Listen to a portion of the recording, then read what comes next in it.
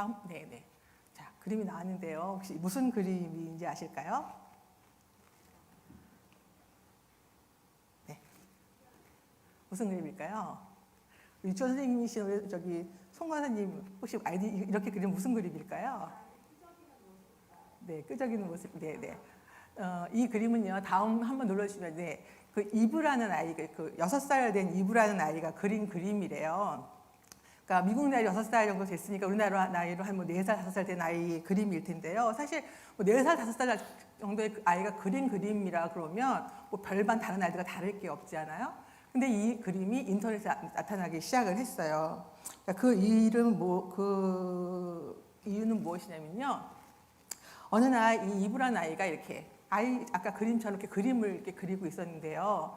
그 엄마가 화가 래요. 그래서 엄마가 너 지금 뭐 하고 있니? 그랬더니 엄마 나 그림 그리고 있어요. 그래서 아 그래? 너 지금 여기는 뭘 표현한 거야? 이렇게 얘기하면서 아 엄마 여기는 눈이에요. 뭐 엄마 여기는 뿔이에요. 이렇게 막 얘기를 하더라는 거예요. 그래서 엄마가 그 아이가 말하는 대로 함께 그림을 그리기 시작을 했대요. 그랬더니 다음 그림 보여주시겠어요? 네.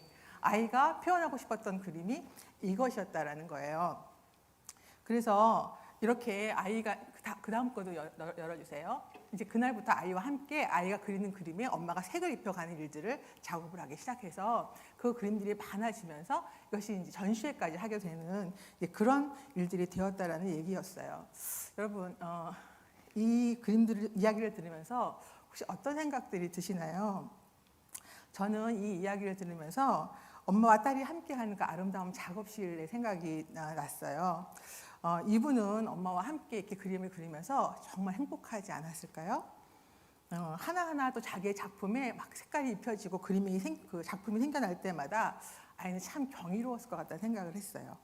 그렇게 작품을 함께 만들어가고 그렇게 하면서 또 그 엄마와 딸 사이에 또 얼마나 많은 사랑과 그런 것들이 또 쌓여갔을까요? 저도 딸아이와 좋은 모녀 관계라고 참 제가 자부하지만 그런 귀한 경험을 함께 했던 이 모녀가 참 부럽기도 했습니다. 그렇게 제가 그 이야기에 감동을 이렇게 받으면서 잠시 생각하다가 문득 친밀감이라는 단어에 제가 머무르게 되었어요. 왜냐하면 저는 제 평생 드리는 기도 중에 하나가 뭐냐면요. 늘 빠지지 않는 기도인데요. 주님, 제가 주님과 친밀한 사람 되게 해주세요.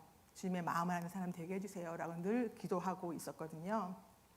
근데 오늘 이 엄마와 딸의 그 모습을 보면서 그 친밀함이 마치 우리와 주님과의 친밀함도 그런 친밀함이 아닐까라는 생각이 들었어요. 저는 친밀함이라는 단어를 참 너무 좋아하거든요. 제가 아는 한 목사님이 그 찬양을 인도하시는 목사님이셨는데요. 그 한때 어노인팅이라는 큰 단체에서 찬양 인도도 하시고 그랬던 목사님이셨어요. 그런데 이 목사님이 그 온누리교회에서 하는 어느 큰 집회 가운데 그 영국에서 오시는 그 찬양 그 인도자가 있었는데 그분이 찬양 집회하러 오셔서 그분이 찬양을 집회하시기 전에 한 30분 정도 미리 이제 그 찬양을 인도하시는 일이었던 거죠. 그래서 이분이 너무 열심히 그것들을 이제 준비하셔서 그날 올라서 딱 이제 찬양을 하고 내려오셨대요. 근데 그러고 나서 그 영국에서 오신 그 돈 모인 찬양분이 올라와가지고 기타를 한번 디리링 이렇게 쳤는데 온 그 성전이 하나님의 임재를 가득하는 것을 제가 느꼈다는 거예요. 그래서 제가 너무나 좌절했다고 이렇게 고백을 하시더라고요. 그러면서 제가 하나님한테 물어봤대요.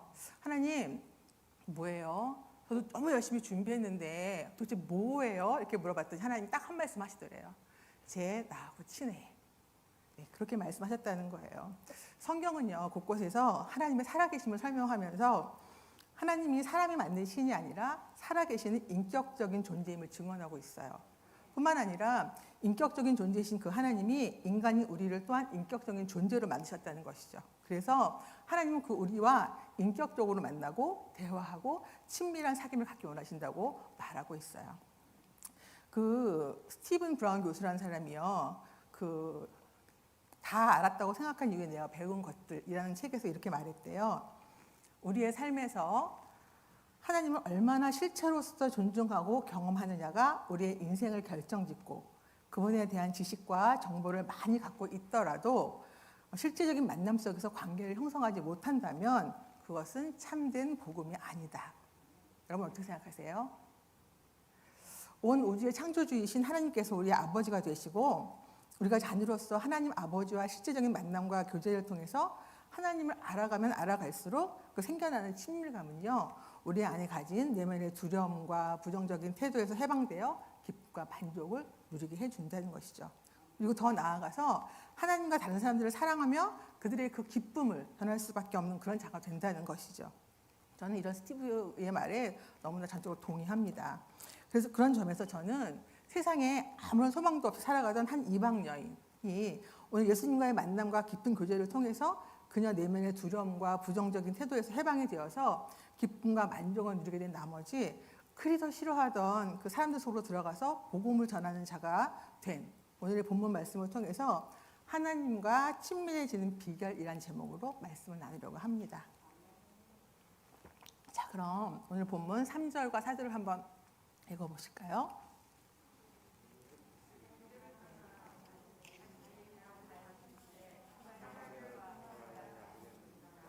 네. 오늘 본문은 예수께서 유대를 떠나셔서 갈릴리로 가시는 길에 사마리아를 통과하여야 하겠는지라는 말로 시작을 합니다. 그런데 여기서 하겠는지라라고 표현한 헬라어 에데이는요, 반드시 필연적으로 뭐뭐를 해야만 한다, 해야겠다라는 의미의 동사입니다. 그러니까 이 말은 뭔가 반드시 그렇게 할 수밖에 없었던 분명한 이유와 목적이 있다는 사실을 처음부터 강조하고 있다는 것입니다. 즉, 이 만남은 우연하게 예수님이 그냥 수가성 여인과 만난 것이 아니라 수가성 여인을 만나고자 하셨던 예수님의 강력한 뜻에 따라서 이루어진 만남이라는 것을 강조하고 있다는 것이죠. 그런데 예수님께서 그 제자들과 함께 반드시 통과해야겠다고 말씀하셨던 그 사마리아라는 곳은요, 다음 지도 올려보시겠어요? 네, 잘 안 보이시나요? 저 맨 아래가 예루살렘이고요. 저 위가 갈릴리고 중간에가 사마리아이거든요. 그러니까 이스라엘의 허리 부분을 차지하고 있는 것이죠. 그러니까 남쪽에 있는 예루살렘에서 북쪽에 있는 지방까지 그 갈릴리까지 가려면 사마리아를 통과하는 것이 가장 빠른 길이었다는 거예요. 보통 걸음으로 한 4, 5일 정도 걸린다고 하는데요. 근데 그 당시 유대 사람들은 그렇게 바로 가로질러서 가지 않고 요단 동편에 있는 그 베레아 지역이나 주중연의 해변도를 따라서 이렇게 돌아서 다니게 되었대요. 왜 그렇게 되었냐면 솔로몬 왕이 이제 죽고 나서 그 이스라엘이 둘로 나눠지잖아요. 북이스라엘과 남유다로. 사마리아를 수도로 했던 북이스라엘은요, 그 점점 우상을 섬기는 나라가 되어가더니 급기야는 하나님의 은혜를 저버리고 이방인들이 섬기는 바알과 아세라를 섬기는 나라가 되어버렸어요. 그래서 그 유명한 엘리야의 갈멜산도 이 사마리아에 있다라는 것이죠. 그래서 결국 북이스라엘은 그 아수르에 의해서 망하게 돼요. 근데 그 아수르라는 나라가 어떤 정책을 썼냐면 자기가 식민지로 삼은 나라들에 있는 그 백성들을 다 흩어서 다른 곳을 보내고 그 사마리아 땅에 다른 곳에서 있는 사람들을 데려다가 혼혈 정책을 쓰기 시작을 한 거예요. 그러니까 그 유다 사람들이 봤을 때는 그 사마리아에 살고 있는 사람들은 혼혈인이 된 것이죠. 그들이 이방인과 마찬가지인 사람들이 되어져 있는 거예요. 그래서 그들을 아주 경멸하고 이방인 취급을 이제 하게 된 것이죠. 그 이후로도 여러 가지 일들이 있었는데요. 남유다가 그 바벨론의 포로에서 돌아와서 성전을 건축을 하잖아요. 그때 사마리아 사람들이 우리도 좀 할게 이렇게 얘기했더니 니네 이방인이라서 안 돼 이렇게 하면서 안 된다고 반대를 했고, 그러니까 사마리아 사람들은 또 그게 맞춰서 이제 그 일들을 방해하는 일들을 또 했다는 것이죠. 그 다음에 또 기원전 4세기에는요, 사마리아인들이 자기 그 그리심 산에 자기들 성전을 건축했는데 그 유대 사람들이 가서 그것을 하나님의 성전이 아니라고 해서 다 부셔버리는 그런 일들도 했다고 해요. 그래서 완전히 이제 사마리아와 유대는 철천지 이제 원수가 되어 버린 것이죠. 그래서 유대인들은 예루살렘에서 북쪽 갈릴리 지방을 여행할 때 2배 가까이 시간과 노력이 필요함에도 사마리아를 통과하는 그 지름길로 가지 않고 늘 그렇게 우회 도로를 따라서 다녔던 것이 관례가 되었다는 거예요. 그런데 지금 예수님은 유대인이시잖아요. 그 유대인이신 예수님이 제자들과 함께 그 사마리아를 통과해야만 하겠다고 성경에 기록이 되어져 있는 거예요.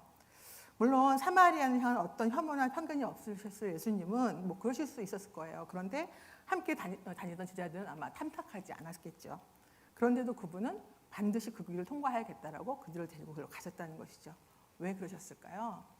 주님이 예루살렘에서 갈릴리 가시는 길이 바쁘셨을까요? 아니겠죠. 네, 40절 한번 읽어보시겠어요? 오늘 본문은 40절입니다. 네, 시작.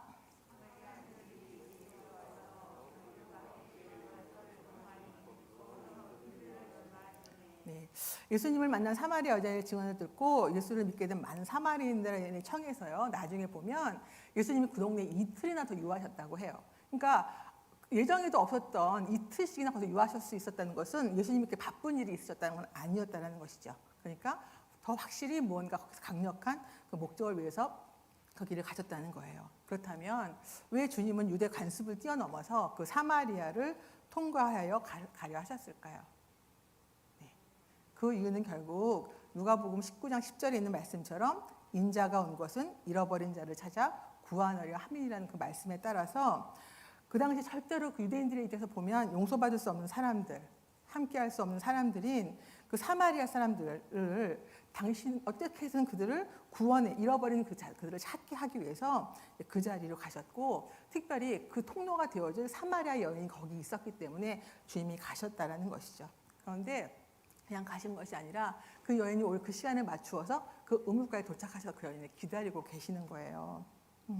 그런데 주님께서 그렇게 강력한 의지를 가지고 찾아갔던 그 여자는 어떤 여자였을까요? 다 알고 계시죠? 네, 그녀는요 2000년이 지난 지금까지 이름도 없어요. 그냥 사마리아 여인 혹은 수가성의 여인이라고 불릴 만큼 별로 그렇게 뭐 특별한 여자는 아니었어요.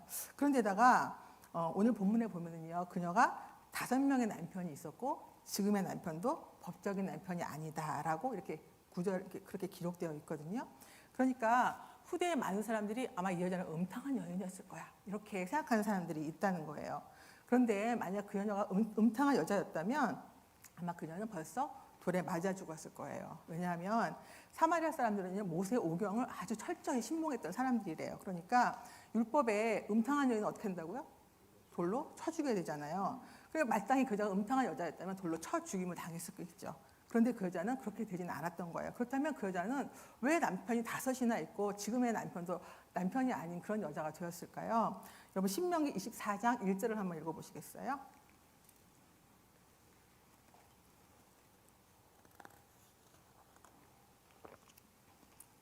신명기 24장 1절 말씀입니다.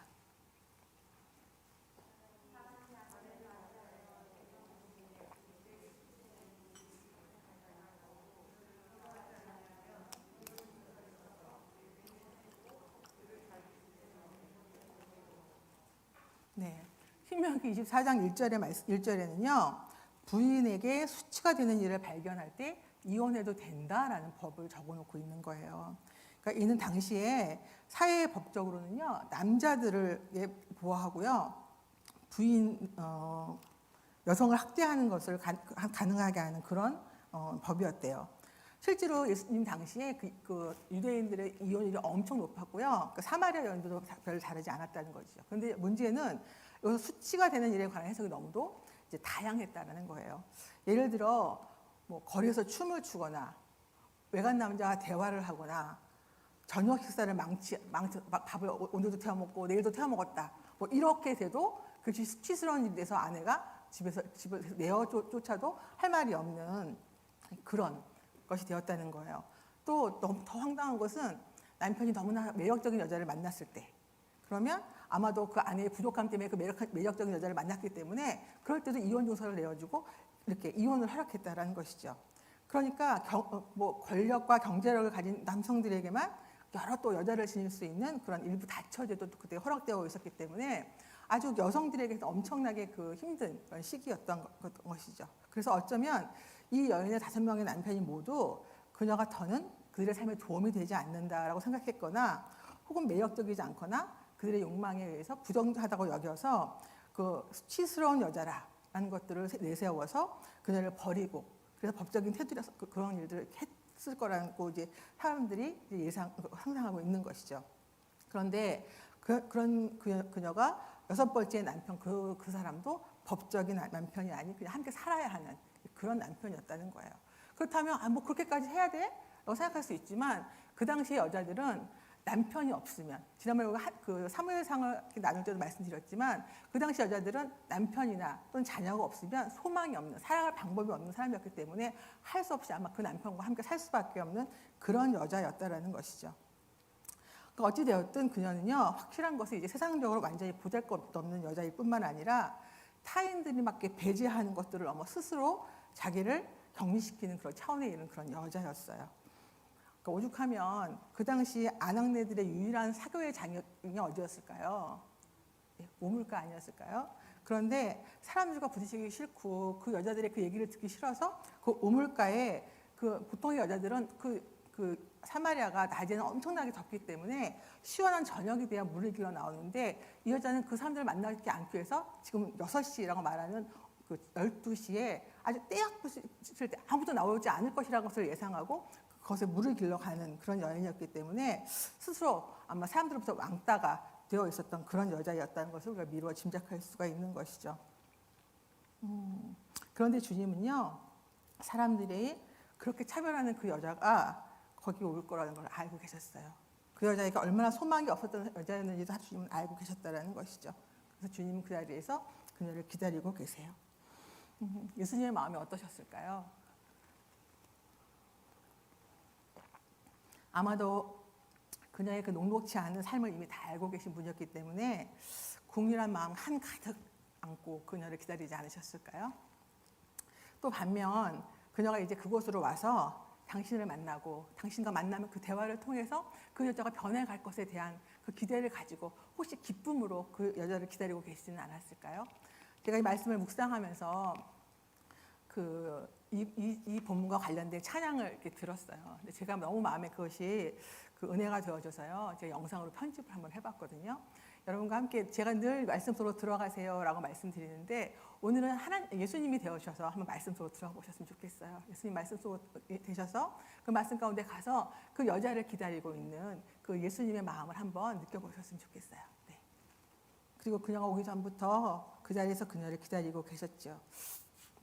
그리고 우물가로 나온 그녀에게 말을 거시고 당신과의 실제적인 만남 속에서 정말 친밀한 관계를 만들어서 가시면서 참된 복음을 깨닫고 그 소망이 없던 그 여인이 결국 믿음에 이르기에 그렇게 인도해 가시는 것입니다. 주님은 2000년 전 사마리아 그 여인에게 찾아가셨듯 지금도 동일하게 우리에게 찾아오시는 분이십니다. 왜요? 우리도 경중의 차이는 있을지 모르겠지만 사마리아 여인과 별반 다를 바 없이 우리의 힘으로 해결할 수 없는 수많은 상처들을 안고 살아가는 그런 사람들이기 때문입니다. 그러니 하나님은 그런 우리를 그냥 내어버려 두시지 않을 것입니다. 우리를 찾아오셔서 당신과 실제적인 만남과 깊은 교제를 통해서 우리 내면에 있는 그 두려움, 부정적인 것들을 몰아내고 그것부터 해방되어서 기쁨을 누리며 살아가는 그런 사람들이 되어지기를 원하신다는 것이죠. 그래서 주님 우리가 당신과 친밀해지기 원하신다는 것입니다. 그래서 저는 주님과 친밀해지기는 비결 첫 번째, 누구에나 반드시 찾아오시는 그 주님을 인격적으로 만나야 한다라고 말씀드리고 싶습니다. 그렇다면 주님은 오늘 우리에게 어떻게 찾아오실까요? 사마리아 여인 당시에는 예수님이 인간의 몸을 입고 오셨기 때문에 그렇게 인간으로 찾아가셨지만 지금 예수님은 우리에게 어떻게 찾아오실까요? 많은 사람들이 하나님을 만나는 여러 가지 방법들에 대해서 이야기합니다. 그러나 오늘 사마리아 여인이 주님을 만난 방법은 다른 것이 아닌 그를 먼저 찾아오신 주님을 인격적으로 만났고 그분의 말씀을 들으면서 그 말씀 속에서 자신을 향하신 그분의 사랑과 은혜를 깨달았다는 것입니다. 그래서 저는 주님을 인격적으로 만나는 가장 확실하고 옳은 방법은 우리에게 특별하게 계시해 주신 성경 말씀을 통해서 하나님을 만나는 것이라고 말씀드리고 싶습니다. 요한복음 1장 1절과 14절을 한번 읽어봤으면 좋겠습니다. 요한복음 1장 1절과 14절 말씀입니다.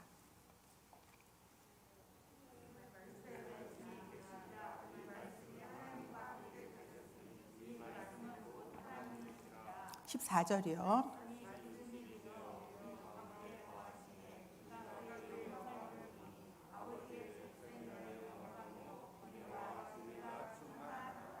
네, 성경은 말씀이 육신이 되었다고 밝히고 있습니다. 말씀은 하나님이 계시한 사건이고 말씀이 곧 하나님이십니다.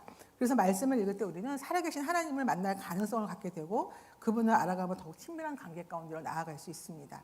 그런데 여기서 우리가 반드시 점검해 봐야 할 것이 있습니다. 요한복음 5장 38절부터 40절까지의 말씀을 읽어보겠습니다.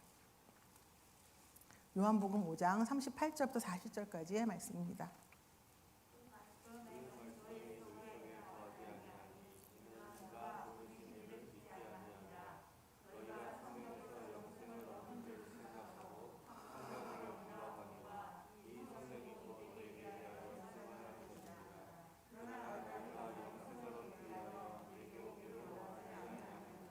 네, 여기서 너희란 바로 유대인들, 특별히 서기관과 바리새인들을 가르칩니다. 예수님을 향해서 죽이려고 달려드는 그런 사람들 말입니다. 바리새인들이나 서기관들은 정말 성경을 열심히 공부하고 상고하고 하나님에 대한 열심과 열정이 정말 아주 뚜렷한 사람들이었던 것이죠. 그런데 그들은 정작 예수님을 십자가에 못 박은 자들이었습니다. 왜 그렇게 되었을까요? 그들이 영생을 얻겠다고 열심히 성경을 상고했지만 정작 하나님과는 전혀 관계없이 성경을 본 것입니다. 지금도 많은 사람들이 하나님을 믿는다고 고백합니다. 그리고 교회에 나와 예배에도 참석하죠. 그러나 이렇게 하나님을 인격적으로 만나고 그분과 친밀하게 교제하며 살아가는 사람은 많지 않은 것 같습니다. 오늘 그 본문에 나와 있던 사마리아 여인도 마찬가지였습니다. 그는 오랫동안 그들의 성전, 즉 그 그리심산에 세워져 있는 그 성전에 가서 예배를 드리면서 신이신 하나님을 두려워하고 모세의 오경을 열심히 지키면서 살아가던 여인이었습니다. 그러나 그녀는 예수님이 찾아가셔서 만나야 할 잃어버린 영혼이었다라는 것이죠. 그래서 인격적인 만남이라는 것은요, 단순히 상대방의 얼굴과 이름을 아는 것이라고 할 수 없는 것처럼 내가 예수를 믿는 사람이야 라고 말은 하지만 하나님을 제대로 만나고 제대로 믿고 그렇게 살아가지 못하는 사람들, 또 하나님을 믿고 하나님을 신으로 두려워할 줄은 알지만 정작 그분과 사랑과 그 사랑의 인격적인 관계를 맺지 못하고 살아가는 사람들은 인격적인 만남을 갖지 못하고 있다고 말할 수 있겠습니다. 그렇다면 우리가 말씀으로 오신 주님을 인격적으로 만난다는 것을 어떻게 증명할 수 있을까요?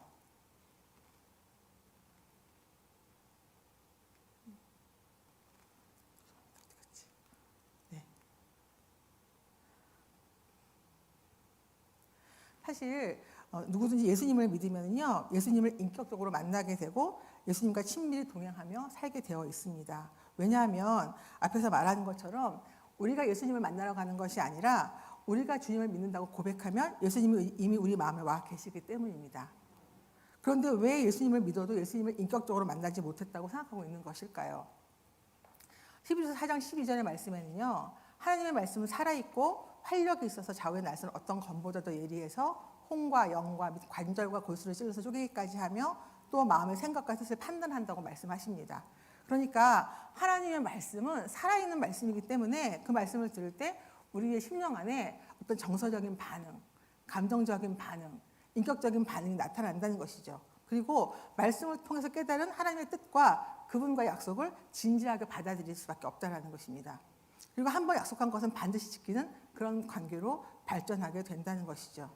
그런데 만일 말씀을 듣고 있는데 그런 반응들이 나타나지 않는다면 그것이 우리 마음에 문제가 있다는 것입니다. 오늘 우리가 읽은 사마리아 여인이 그 점을 분명하게 말해주고 있는데요.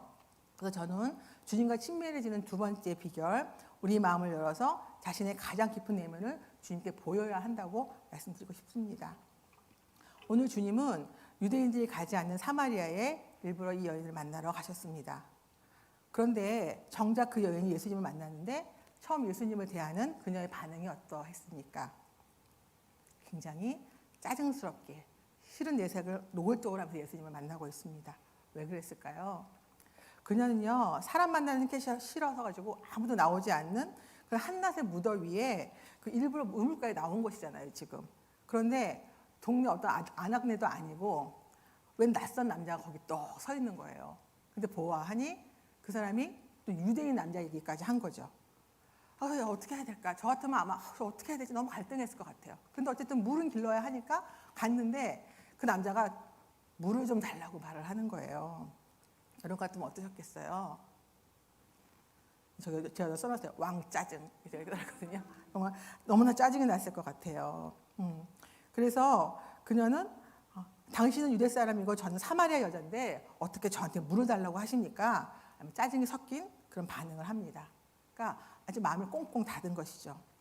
물론 우리가 왜 그녀가 그렇게 마음을 닫았는지 우리가 알고 있습니다. 그녀의 지난 과거의 삶이 그녀의 내면에 많은 두려움들을 갖고 왔고 부정적인 생각으로 가득했기 때문이죠. 그래서 정말 그렇게 할 수밖에 없었겠지만 그러나 그녀는 예수님을 만났지만 그의 마음을 열고 있지 않다는 것입니다.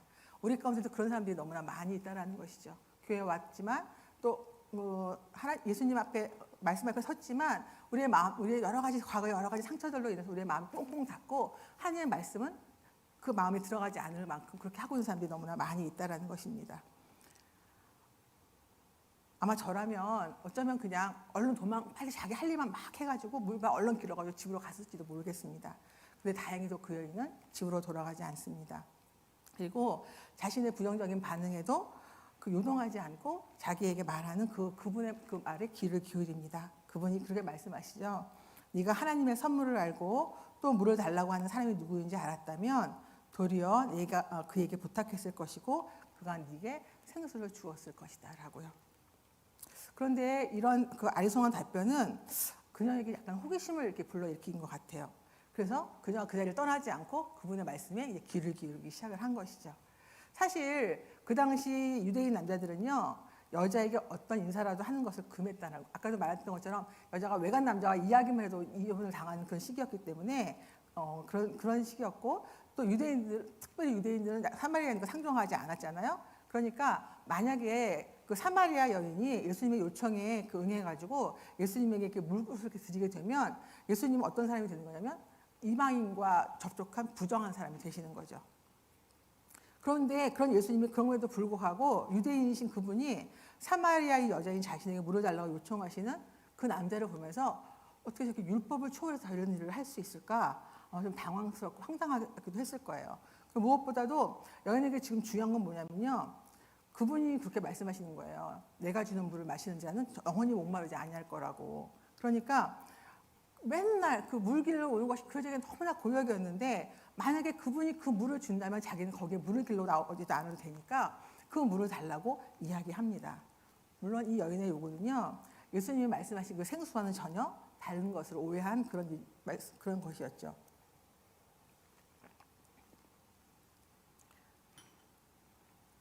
주님이 아직 이 여인이 그 생수에 대한 것들을 이해하지 못하고 있다는 것들을 아시면서 다시 말씀하십니다. 가서 네 남편을 불러오너라. 아니 갑자기 물 이야기를 하시다 말고 남편을 데려오라고 이렇게 말씀하시잖아요. 그런데 사실 남편에 대한 이야기는 그녀에게는 누구에게도 드러내고 싶지 않은 아주 아픈 과거와 수치의 그런 현실이었습니다. 그래서 그녀는 예수님께 남편 없어요 라고 말합니다.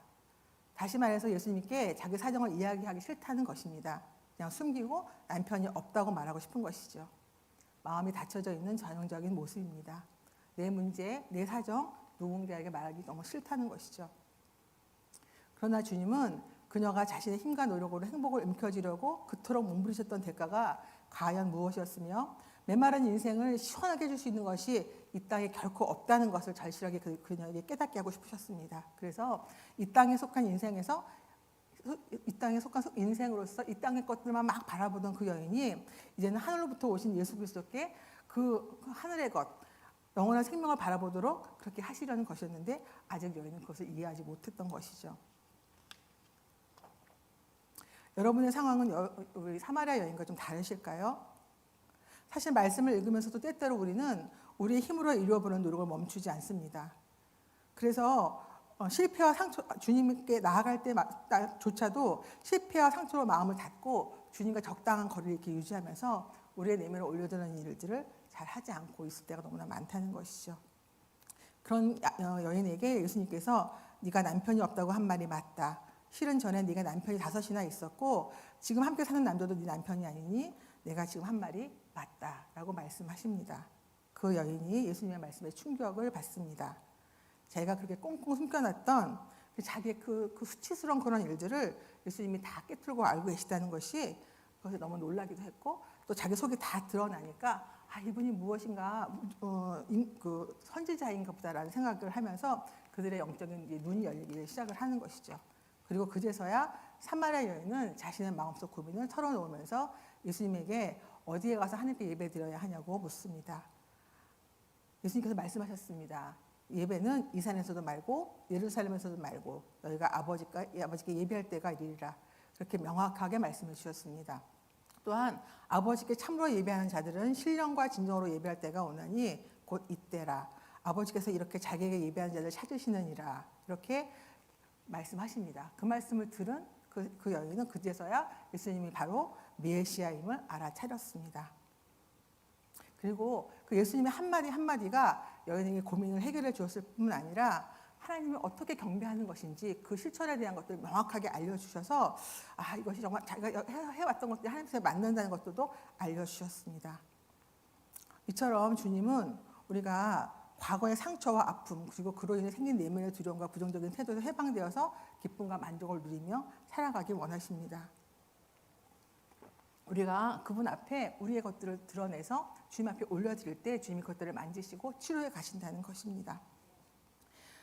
그래서 저는 세 번째, 주님과 친밀해지는 세 번째 비결은 날마다 그렇게 하나님을 만난 사람은 날마다 그분 앞에 나아가서 그분과 교제하는 일을 멈추지 말아야 된다고 말씀드리고 싶습니다. 친밀함은요. 그래서 친밀은 친하다 할 친자에 빽빽할 밀자를 쓴다고 합니다. 이 말은 친하다, 가깝다, 사랑한다라는 의미를 가지고 있고요. 밀은 빽빽하다, 비밀로 하다, 가깝게 하다라는 뜻으로 사용된다고 합니다. 그러니까 친밀하다는 것은 서로 가깝고 비밀을 공유하며 사랑하는 사이라고 할 수 있습니다. 사실 인간관계에서도 누군가 친해지려면 그와 함께 밥도 먹고 시간도 보내고 이야기도 나누고 마음도 나누고 그렇게 해야 친해지는 것처럼 하나님과의 친밀함도 절대 자동적으로 빠르게 쉽게 되는 것이 아니라고 생각합니다. 그래서 날마다 주님 앞에 나아가서 말씀이신 주님을 만나고 그분과 교제해야만 그분과 친밀해질 수 있는 것이죠. 또한 우리가 날마다 그분 앞에 나아가야 하는 이유는 갈라디아서 5장 17절 말씀 함께 읽어볼까요?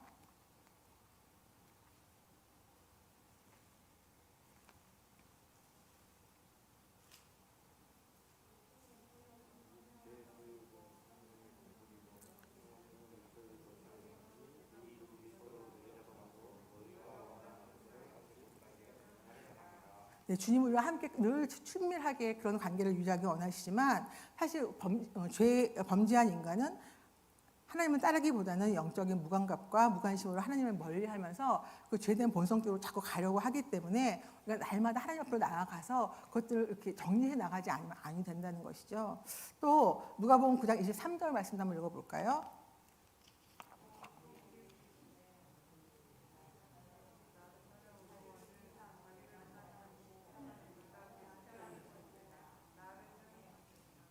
네, 주님은요, 주님을 따라가는 자, 주님과 친밀한 자가 되려면 날마다 자기를 부인하고 자기 십자가를 지고 주님을 따라야 한다고 말씀하고 계시는 것입니다.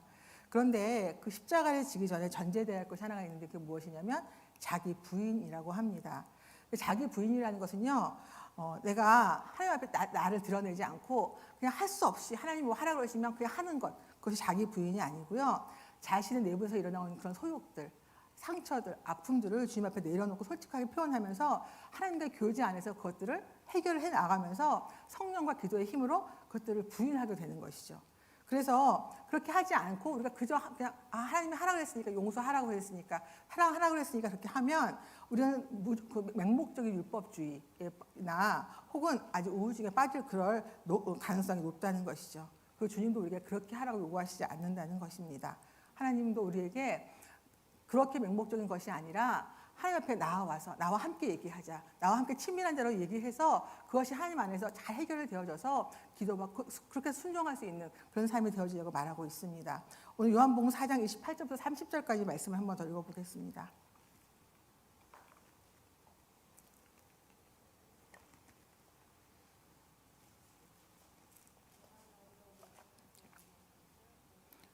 여자가 물동이를 버려두고 동네로 들어가서 사람들에게 이르되 내게 향한 모든 일을 내게 말한 사람을 와서 보라. 이는 그리스도가 아니냐 하니 그들이 동네에서 나와 예수께로 오더라. 오늘 본문에서 사마리아 여인은요. 네가 말하는 내가 그로다라는 말을 듣고 예수님이 바로 메시아임을 확신하고는 크게 기뻐하며 가지고 왔던 물동이를 버려두고 바로 동네로 달려가서 그 기쁜 소식을 사람들에게 알립니다. 바로 몇 시간 전까지만 해도 절대로 마주치고 싶지 않았던 그런 사람들이었잖아요. 그들이. 그런데 그들에게 달려가는 것입니다. 왜냐하면 이제는 예수님을 만난 그녀는 그들의 평가 같은 것은 아무런 상관이 없는 여자가 되어버린 것이죠. 그리고 그녀가 진정한 자유함을 얻었다는 것입니다.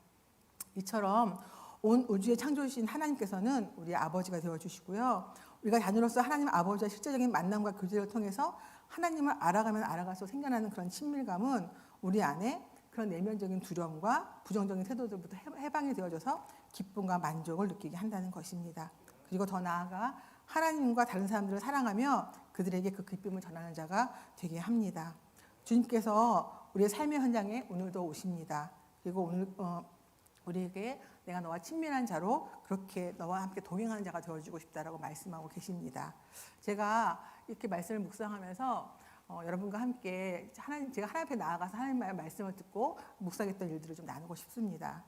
12월 8일 올려주시겠어요? 시편 41편 말씀입니다. 저는 요즘 그 교회학교 2023년에 그 계획을 놓고 기도하고 있는 중에 있습니다. 그 많은 교회 안에 막 교회 학교가 점차 사라지고, 또 제가 지금 섬기고 있는 우리 교회 학교가 좀 많이 이렇게 아이들이 많지 않아서 참 어려운 상황들인데 그 기준을 어디에 맞춰야 할지 참 난감해하고 있었던 상황이었습니다. 그런데 아시다시피 저를 함께 도와주는 저희 딸아이가 이제 지난 가을에 섬기고 있는 대학부에서 콜링을 받았습니다. 어떤 부서를 맡아서 좀 섬겨줬으면 좋겠다라는 콜링을 받고, 이 아이가 이제 시간이 또 저희 콜링 받은 그것과 저희 지금 이제 유초동부 선생님을 같이 있었는데 그 자리가 이제 시간이 같아진 거예요. 그러니까 저희는 이렇게 이제 문제가 생겼을 때 어떤 목사님 그렇게 말씀하시는데, 우리 안에 어떤 문제가 왔을 때 그것을 돌파할 수 있는 것은 다른 것이 아니라 하나님 앞에 말씀 앞에 나아가는 것이라고 저는 생각하거든요. 저희 딸과 함께 기도하기 시작을 했습니다. 그리고 저희 딸과 요즘 말씀을 같이 묵상하고 있거든요. 그때 마침 제가 창세기를 묵상하고 있었는데 어느 날 저희 딸이 함께 묵상을 하던 중에 그렇게 말을 하더라고요.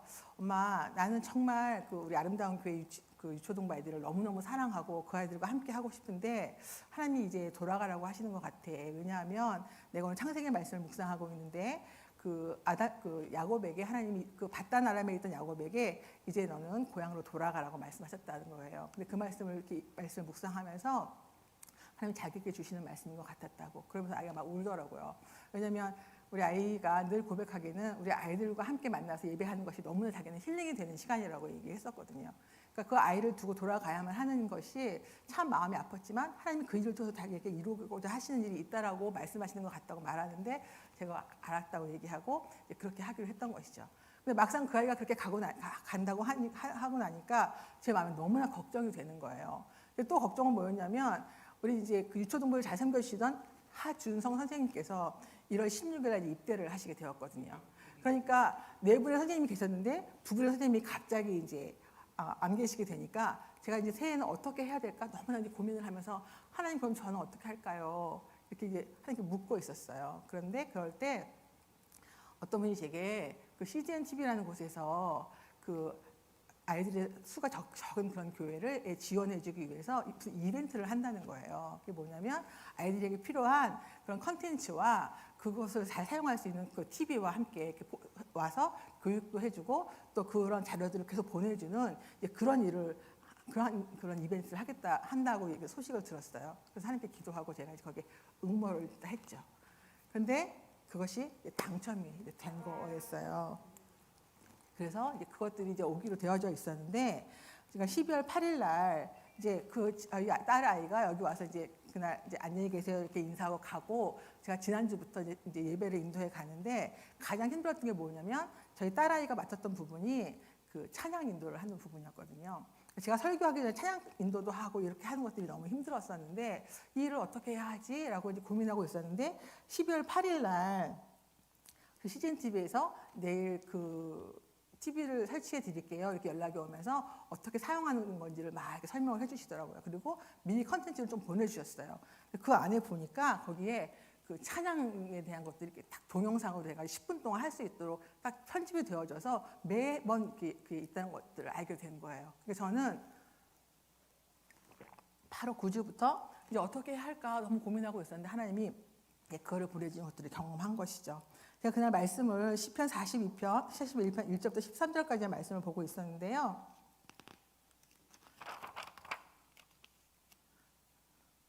네, 그래서 제가 여기 이렇게 썼어요. 정말 하나님 짱이라고 고백할 수밖에 없는 사실을 발견했습니다. 제가 내년 교회 학교 진행 가운데 가장 염려했던 부분 중 하나는 그 찬양 인도를 어찌 해야 되는 것이었는데 그것들이 다 준비되어 있는 것들을 보게 된 것이죠. 마치 주님이 예비해 주신 것처럼 우리 딸이 오지 못하게 된 그 주부터 바로 사용할 수 있도록 하나님이 보내주신 것이었습니다. 그러면서 1절과 2절을 보니까요. 가난한 사람들을 생각해주는 사람은 복이 있습니다. 고통당할 때에 여호와께서 그를 건지실 것입니다. 여호와께서 그를 보호하시고 살려주실 것입니다. 그가 땅에서 복을 받을 것이며 주께서 그의 적들의 뜻대로 그를 내어주시지 않으실 것입니다. 라고 말하고 있었습니다. 오늘 본문 해설에 보니까요. 가난한 사람들은 당연히 재정적으로만 가난한 사람들이 아니라 연약한 사람들 모두를 다 포함한다고 말하더라고요. 그 연약한 사람들을 생각해 주는 사람은 하나님의 긍휼과 사랑을 나타내며 사는 것이기 때문에 그런 사람에게는 하나님의 복이 임한다고 말씀하고 계신 것입니다. 연약한 우리 아이들을 생각하면서요. 그들을 도울 길을 찾던 저에게 주님은 길을 열어주시면서 당신이 함께 하신다고 말씀해 주시는 것입니다. 그리고 또한 아이들에게 복음을 전하지 못하도록 방해하는 적들의 뜻대로 내어버려 두지 않으시고 가장 적들한테 가장 알맞은 방법으로 인도하겠다고 지금 약속해 주고 계시는 것이죠. 그래서 하나님께서는 나의 모든 상황 가운데 함께 하시며 인도해 가심을 경험하는, 그리고 맡겨주신 그 사역을 방해하며 막아서는 적들의 뜻을 무력화시키는 대장 되신 우리 주님을 경험하는 정말 그런 그 복을 받는 그런 하루였습니다. 그래서 저는 11절, 12절, 13절에 있는 말씀을 통해서 제가 그렇게 고백할 수밖에 없었습니다. 주께서 나를 기뻐하신 줄을 내가 압니다. 내 적들이 나를 이기지 못하기 때문입니다. 내 신실함을 보신 주께서 나를 붙드시고 주의 얼굴 앞에 영원히 세우십니다. 그것이 시편 기자의 고백이 저의 고백입니다. 이스라엘 하나님 여호와를 영원부터 영원까지 찬양합니다. 아멘, 아멘입니다. 저는 날마다 주님의 말씀을 붙잡고 나아가는 일들을 합니다. 그러니까 우리가 교회에 와서 말씀을 들었으면 그 말씀을 그냥 듣고 지나쳐 버리는 것이 아니라 오늘 내게 주신 그 말씀이 오늘 나의 삶 가운데 어떻게 적용되어지는지, 하나님 이 말씀 통해서 내가 어떻게 살아가기를 원하시는지를 다시 상고해야 한다고 말씀드리고 싶습니다. 베레아 사람들은 늘 너그러워서 하나님의 말씀을 날마다 상고하고 정말 그것이 그런가 하고 살펴보았다라고 말씀하고 있습니다. 우리가 말씀을 들었다면 그 말씀이 정말 내 삶 가운데 어떻게 이루어지고 있는지를 다시 한번 확인하고 그것을 통해 하나님 내게 무엇을 하기 원하시는지를 알고 그 말씀대로 나아가서 그것들을 그 삶 적용하며 살아가는 그런 여러분들이 되어주시기를 간절히 소망합니다. 함께 기도하겠습니다.